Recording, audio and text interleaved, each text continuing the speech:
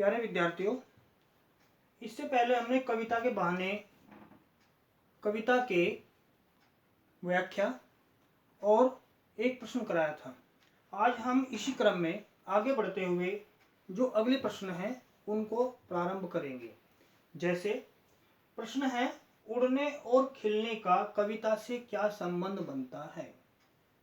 उत्तर, कविता में उड़ने का संबंध चिड़िया से है, परंतु कविता चिड़िया से भी बढ़कर भाव से है। कविता में ऐसे भाव होते हैं जो चिड़िया की उड़ान से भी बढ़कर होते हैं, अर्थात चिड़िया की उड़ान सीमित होती है परंतु कविता की उड़ान असीमित होती है। कविता की वह उड़ान है जो काल की सीमा को लांघकर भी अपने आप को प्रकट कर देती है।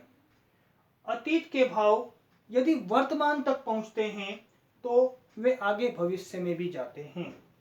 चिड़िया के उड़ने की सीमित उड़ान है, उसमें जो क्षमता है, जो उड़ने की क्षमता है वह सीमित है, परंतु जो चिड़िया की उड़ान सीमित होने के साथ साथ छोटी भी है, परंतु जो कविता की उड़ान है वह असीमित है। वह तो युगों युगों तक अपने भाव को चलाती रहती है, गति देती रहती है।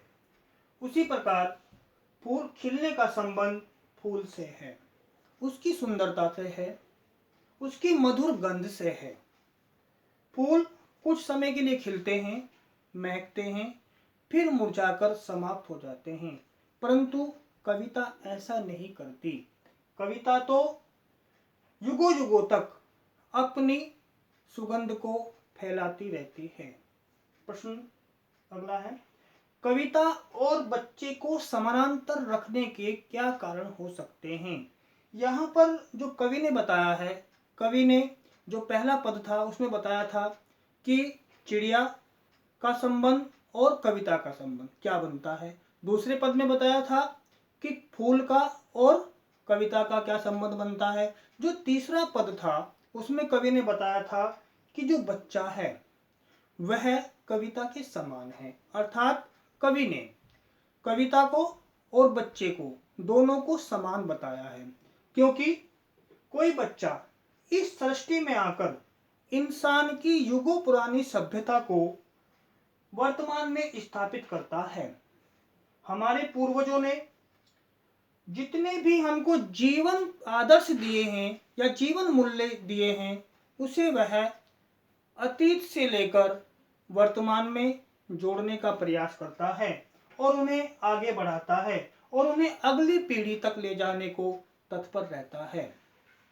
जिस प्रकार एक बच्चा खेलते समय स्थान समय का ध्यान नहीं रखता, स्थिति का ध्यान नहीं रखता और अपने भावों को कहीं भी किसी भी प्रकार से प्रकट कर देता है, उसी प्रकार कवि भी अपने भाव को प्रकट कर देता है। कविता अतीत को वर्तमान से जोड़ती है और वर्तमान से उसे भविष्य में लेकर जाती है।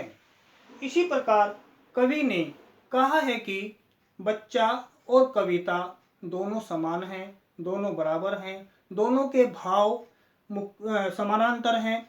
जो कविता के भाव होते हैं वही छोटे बच्चे के भाव भी होते हैं, क्योंकि छोटा बच्चा भी अपने जो जीवन मूल्य उन्होंने अपने पूर्वजों से लिए थे उन्हें वो वर्तमान में जोड़ता है और भविष्य में ले जाने को तत्पर रहता है।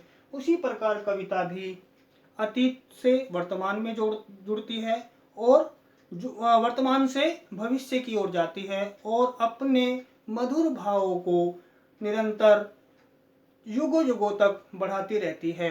धन्यवाद।